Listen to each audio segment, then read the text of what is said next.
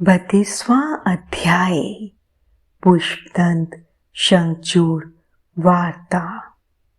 व्यास जी बोले, हे ब्रह्मपुत्र संत कुमार जी, जब देवादिदेव महादेव जी ने ब्रह्मा, विष्णु और देवराज इंद्र सहित श्री कृष्ण को शंखचूड़ के वध का आश्वासन दिया, तब सब देवता प्रसन्न होकर उनसे विदा लेकर अपने अपने धाम को चले गए। तब आगे क्या हुआ, भगवान शिव ने क्या किया? व्यास जी का प्रश्न सुनकर संत कुमार जी बोले, हे महामुनि, भगवान शिव के आश्वासन देने पर कि वे असुरराज शंखचूड़ का वध करेंगे, सभी देवता अपने अपने स्थान को चले गए। तब भगवान शिव ने विचार किया कि क्या किया जाना चाहिए। तत्पश्चात उन्होंने गंधर्वराज चित्ररथ पुष्पदंत का स्मरण किया। स्मरण करते ही पुष्पदंत तुरंत वहां शिव जी के सामने उपस्थित हो गए। पुष्पदंत ने हाथ जोड़कर महादेव जी को प्रणाम किया और उनकी स्तुति की।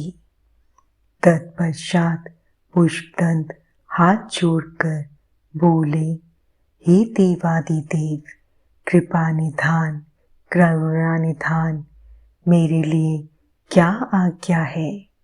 मैं आपकी आज्ञा शिरोधार्य कर उसे यथाशीघ्र ही पूरा करूँगा। यह सुनकर भगवान शिव ने पुष्पदंत को अपना दूत बनाकर शंखचूड़ के पास भेजा। अपने आराध्य भगवान शिव की आज्ञा पाकर पुष्पदंत तुरंत ही वहां से असुरराज शंखचूड़ के नगर की ओर चल दिया।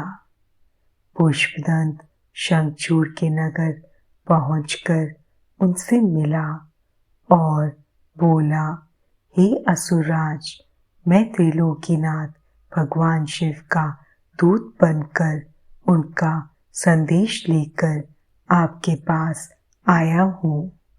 उन्होंने कहा है कि आप यथाशीघ्र देवताओं को उनका राज्य वापस सौंप दें, अन्यथा भगवान शिव के साथ युद्ध करें। युद्ध में उनके हाथों आपका वध निश्चित है। मैंने भगवान शिव के सभी वचन आपसे कह दिए हैं। आप जो संदेश उन्हें देना चाहें मुझे बता दें। मैं आपका संदेश भगवान शिव तक पहुंचा दूंगा। पुष्पदंत नामक दूत की बातें सुनकर असुरराज शंखचूड़ बोला, हे मूर्ख दूत, क्या तुम मुझे बेवकूफ समझते हो? जाकर अपने स्वामी से कह दो कि मैं देवताओं को उनका राज्य वापस नहीं दूंगा। मैं वीर हूँ, युद्ध से नहीं डरता। अब शिव और मेरा सामना युद्ध भूमि में ही होगा। असुरराज शंखचूड़ के ऐसे वचन सुनकर पुष्पदंत मन ही मन क्रोध की सारी सीमाएं पार कर गया, परंतु अपने स्वामी की आज्ञा के बिना वे कुछ नहीं करना चाहता था, इसलिए चुपचाप वापस शिवजी के पास लौट गया।